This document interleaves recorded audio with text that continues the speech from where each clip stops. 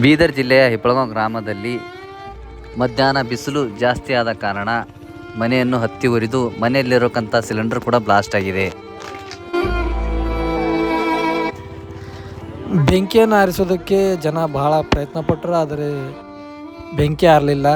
ಅವ್ರ ಮನೆಯಲ್ಲಿ ಇರ್ತಕ್ಕಂಥ ಬಟ್ಟೆ ವಸ್ತು ಭಾಂಡೆ ಏನೂ ಉಳಿಲಿಲ್ಲ. ಆದರೆ ಖುಷಿ ಏನಂತಂದರೆ ಆ ಮನೆಯಲ್ಲಿ ಯಾರೂ ಇರಲಿಲ್ಲ. ಆ ಮನೆಯಲ್ಲಿ ಅವರು ಬೀದರ್ಗೆ ಏನೋ ವಸ್ತು ಏನೋ ಖರೀದಿ ಮಾಡೋಕ್ಕೆ ಹೋಗಿದ್ದಾರಂತೆ.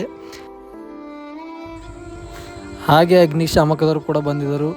ಅವರು ಬೆಂಕಿ ಆರಿಸಲು ಪ್ರಯತ್ನ, ಆದರೆ ಮನೆಯಲ್ಲಿ ಇರ್ತಕ್ಕಂಥ ಏನೋ ಧಾನ್ಯ ದವಸಗಳು, ಬಟ್ಟೆ, ಇನ್ನಿತರ ಯಾವುದೇ ವಸ್ತುಗಳು ಏನೂ ಉಳಿಯಲಿಲ್ಲ.